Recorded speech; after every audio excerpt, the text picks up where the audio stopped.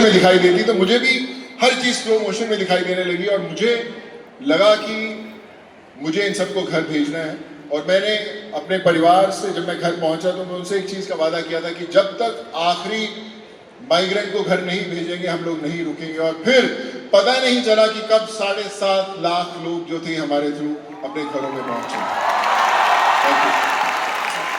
एक और सवाल आया है और वो सवाल ये है कि सर जब सक्सेस आती है लाइफ में तो साथ में क्रिटिसिज्म भी आता है, फेलियर्स भी आते हैं, हर किसी की लाइफ का ही पार्ट रहा है। सर इन चीजों से आपने कैसे डील किया जब आप अपनी सक्सेस की जर्नी पे चल रहे थे? माँ हमेशा कहा करती थी कि जिस रास्ते पर स्पीड ब्रेकर नहीं होते वो मंजिल तक नहीं जाता, और जिस रास्ते पे वो स्पीड ब्रेकर्स होते हैं तो तुम समझ लो कि सही मंजिल की तरफ वो जा रहा है। तो कामयाबी के साथ ऐसी तकलीफें जरूर आएंगी जो आपको रोकने की कोशिश करेंगी। सो वो एक सिग्नल होता है ईश्वर से कि ये जो तकलीफें हैं बता रही हैं कि आप जिंदगी में सही कर रहे हो, सही रास्ते पे जा रहे हो। सो इसलिए तकलीफों से घबराना नहीं, तकलीफें आई तो समझ लेना मंजिल करीब है boss. Thank you so much sir. एक और सवाल आपसे पूछना चाहूंगा।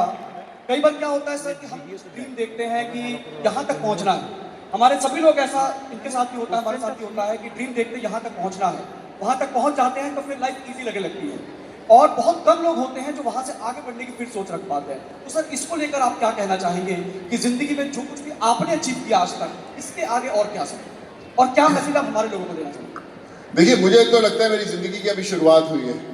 जी सर। सो हर दौर पर हर मंजिल पर पहुंचने के बाद एक नई मंजिल तय करना जरूरी है।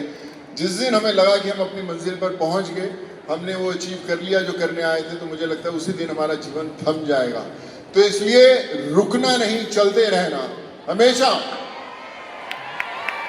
क्योंकि जब तक आप चलते रहोगे तब तक देश आगे बढ़ता रहेगा। और हमेशा याद रखें कि जो रुकने वाले होते हैं, वो थमने वाले होते हैं, वो ऐसे नहीं होते हैं। बिल्कुल सर, बिल्कुल सही। एंड मैं आपको और ज़्यादा परेशान नहीं करूंगा और सवाल नहीं पूछूंगा, बस आपके साथ में फोटोज के लिए हमारे टीम, हमारे लोग जो हैं वो यहाँ पे मौजूद हैं। तो मैं एक एक करके सभी लोगों को इनवाइट करना चाहूंगा कि वो सर के साथ अपनी फोटोग्राफ करा सके। तो let's start with the vice chairman of smart value mister Sanjeev Arora and family.